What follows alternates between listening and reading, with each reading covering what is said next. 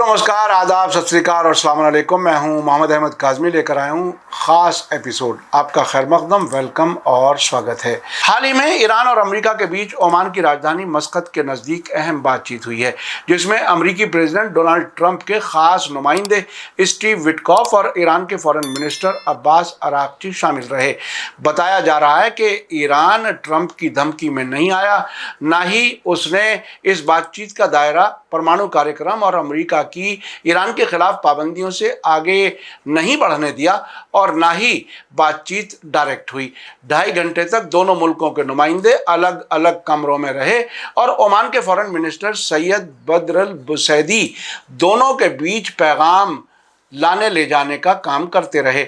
आखिर में जब विटकॉफ और अराक्ची की मुलाकात होनी थी तो ईरान के फॉरेन मिनिस्टर ने विटकॉफ को कमरे के अंदर बैठने के बाद 10 मिनट तक इंतज़ार कराया और बात ख़त्म करके पहले ही कमरे से बाहर चले गए। इस बातचीत और इससे पहले वाइट हाउस में ट्रंप के ज़रिए नेतन्याहू की होने वाली बेइज्जती और कई और अहम पहलुओं पर ईरान रेडियो हिंदी के सीनियर जर्नलिस्ट अहमद अब्बास ने एक वीडियो जारी किया है। ये वीडियो हम आपके सामने पेश कर रहे हैं ताकि आप इन मामलात को और गहराई से समझ सकें। अगर आपने अभी तक media star world YouTube channel subscribe नहीं किया है तो सब्सक्राइब कर लें और घंटी दबाना ना भूलें ताकि हमारी हर नई वीडियो का नोटिफिकेशन आप तक पहुंच सके। आइए देखें ईरान अमेरिका बातचीत और नेतन्याहू की ट्रंप के जरिए की गई बेइज्जती और वेस्ट एशिया के ताज़ा हालात पर ईरान रेडियो हिंदी के सीनियर जर्नलिस्ट हसन अब्बास का क्या कहना है। अमेरिकन प्रेसिडेंट डोनाल्ड ट्रंप ने यूक्रेन के राष्ट्रपति ज़ेलेंस्की की तरह इजरायली पीएम और वॉर क्राइम के दोषी नेतन्याहू को भी जलील किया। व्हाइट हाउस का ओवल ऑफिस नेताओं की इज्जत का स्लॉटर हाउस बन गया है।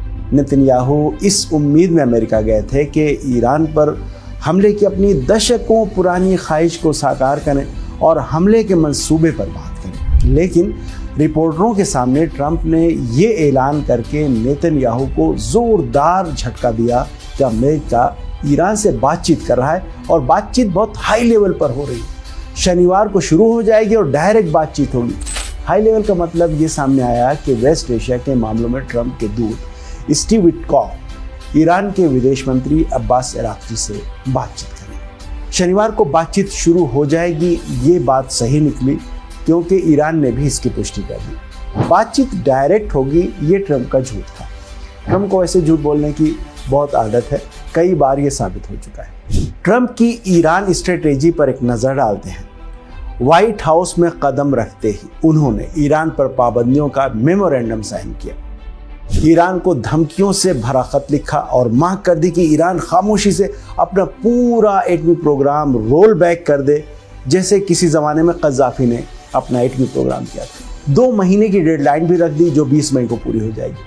हमले की धमकी भी दे दी और बज़ाहिर हमले की तैयारी भी शुरू कर दी। इंडियन ओशन में गार्सिया डियागो आइलैंड पर फाइटर जेट्स, बम्बार्ड जेट्स और दूसरे हथियारों का ज़ख़ीरा बढ़ाना शुरू कर दिया।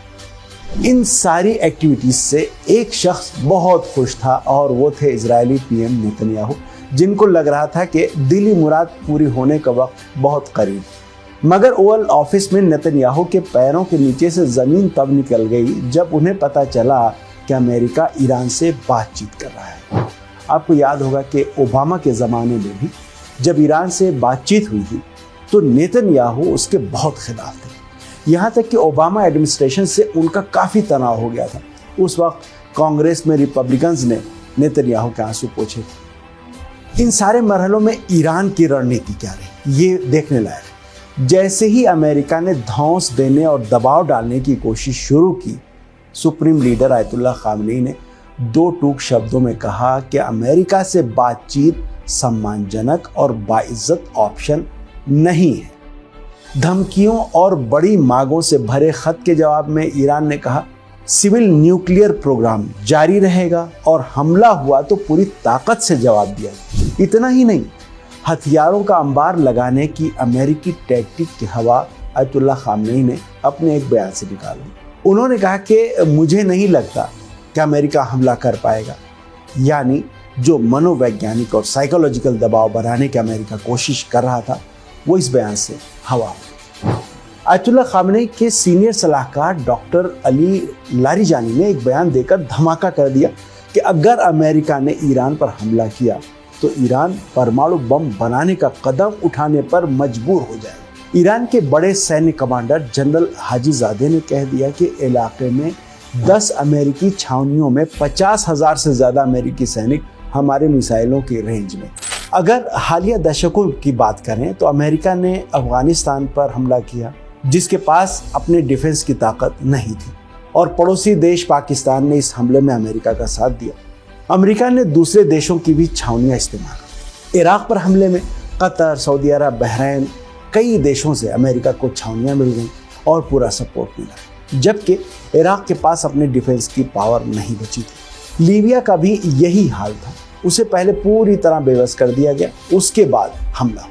अलबत्ता उस हमले में फ्रांस का रोल बुनियादी किस्म था, आपको याद होगा। ईरान की स्थिति पूरी तरह अलग है। अमेरिका भी जानता है कि ईरान अपना डिफेंस करने में सक्षम है और ईरान के हमलों को रोक पाना नामुमकिन है। इजराइल पर ईरान के हमले आपको याद होंगे, इन हमलों में ये बात साबित हो चुकी है। इसके अलावा यमन में अमेरिका, इजराइल और ब्रिटेन का ऑपरेशन पूरी तरह नाकाम है। सबूत क्या है? सबूत यह है कि रेड सी का रास्ता अमेरिका और इजराइल के लिए आज भी बंद है। अमेरिका ये रास्ता नहीं खुलवा सका, ये फैक्ट है सबके सामने, सारी दुनिया के सामने। कई टीकाकार ये बात कर रहे हैं कि यमन में $1 अरब से ज़्यादा खर्च हो जाने और इस ऑपरेशन में हथियारों का बड़ा ज़ख़ीरा इस्तेमाल हो जाने की वजह से जो चीन जैसे देशों से मुकाबले के लिए तैयार किया गया था, अमेरिकी सैन्य कमान के पांव कांपने लगे हैं। EMP टास्क फोर्स के deputy executive director David Payne, दूसरे भी कई तजिया निगार इस पूरे मसले को एक ख़ास नज़र से देखते हैं। उस पर भी नज़र डाल लेना चाहिए।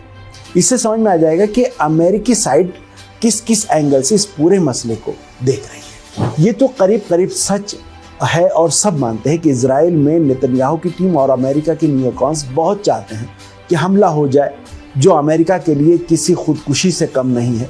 खुदकुशी कैसे है? कतर, इमारात, सऊदी अरब और बहरीन सहित कई मुल्कों में अमेरिकी छावनियाँ पूरी तरह अमेरिकी मिसाइलों और ड्रोन विमानों की रेंज में। इससे अमेरिकियों को भी इनकार नहीं, वो भी इसको मानते हैं। इसका मतलब यह है कि अगर ईरान पर हमला हुआ तो अमेरिका को यकीनन नुकसान उठाना पड़ेगा, और अमेरिका वियतनाम जंग के बाद से इस तरह की किसी भी जंग में शामिल होने के लिए तैयार नहीं नजर आया जिसमें उसे नुकसान उठाना पड़े। दूसरी बात, खुद अमेरिका में काफ़ी चर्चा ये है कि ईरान से उलझ गए तो चीन के सामने अमेरिका बेबस होकर रह जाएगा। क्यों? इसलिए कि वॉशिंगटन पोस्ट ने एक आर्टिकल लिखा अमेरिकी सैन्य कमांडरों के हवाले से कि यमन के साथ जंग में अमेरिकी समुद्री बेड़े तक यमनी मिसाइल पहुंच गए, लेकिन उनकी विध्वंसक पावर इतनी नहीं थी कि विमान वाहक जहाज या वॉरशिप डूब जाती। मगर ईरान के मामले में स्थिति अलग है। ईरान की मिसाइलों की रेंज 5,000 किलोमीटर से ज़्यादा है और उनकी विध्वंस पावर बहुत ज़्यादा है, यानी कंपेयर टू यमन। अब अगर इन हालात के कारण अमेरिकी समुद्री बेड़ों को हज़ारों किलोमीटर दूर ले जाना पड़ा तो अमेरिकी हमले की धार खत्म हो जाएगी, और इससे चीन को जो पैगाम पहुंचेगा वो अमेरिका के भविष्य के लिए किसी भी तरह ठीक नहीं है।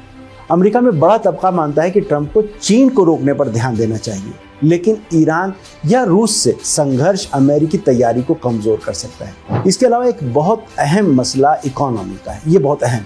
अमेरिका को अच्छी तरह पता है कि उसके कर्जे की क्या स्थिति है, और दुनिया भी जानती है।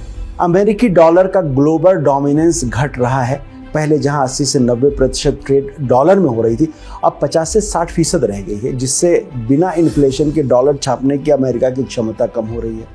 जब दुनिया का 80-90% ट्रेड डॉलर में होता था तो अमेरिका के लिए डॉलर छापने में मुश्किल नहीं होती थी, क्योंकि वर्ल्ड इकोनॉमी डॉलर को सपोर्ट करती थी और अमेरिका इन्फ्लेशन से बचा रहता था। वो स्थिति अब नहीं है, अब हालात बदल गए हैं।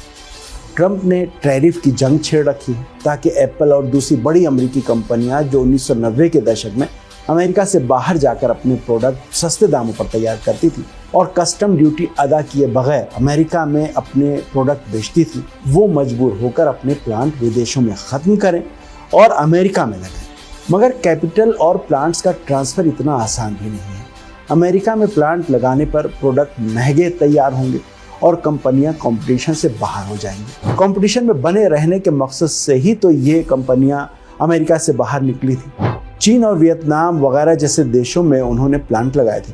टैरिफ क्राइसिस पैदा होने से इन कंपनियों के शेयरों के दाम गिर रहे हैं इसका आखिरी नतीजा ये होगा कि कंपनियों की दिवालिया होने की नौबत होगी और उनके साथ ही वो बैंक भी डूबेंगे जिन्होंने इन कंपनियों को कर्जे दिए हैं और उनके बड़े शेयर होल्डर बने हैं। यानी 2008 जैसा कर्ज संकट पैदा हो सकता है। तो हालात कुछ इस तरह के हैं। यहाँ से आप अंदाजा लगाइए कि अमेरिका क्या जंग छेड़ने की स्थिति में है। क्या ट्रिलियंस ऑफ डॉलर जो अफगानिस्तान युद्ध और इराक युद्ध में पहले डूब चुके हैं, अमेरिका दोबारा इस तरह की रकम दांव पर लगा पाएगा? जंग की हालत में एनर्जी का और उसके नतीजे में इंडस्ट्रीज का जो क्राइसिस पैदा होगा, अमेरिका या विश्व इकोनॉमी इसे झेल पाएगी? आज का एपिसोड आपको कैसा लगा कमेंट्स में जरूर लिखें। थैंक यू, धन्यवाद, शुक्रिया। जय भारत, जय हिंद। मीडिया स्टार वर्ल्ड के और वीडियो देखने के लिए हमारे चैनल को सब्सक्राइब करें और सीधे नोटिफिकेशन पाने के लिए बेल आइकन दबाएं। और अगर हमारी खबर सच्ची और अच्छी लगे तो अपने व्हाट्सएप, इंस्टाग्राम, फेसबुक और ट्विटर अकाउंट पर जरूर शेयर करें।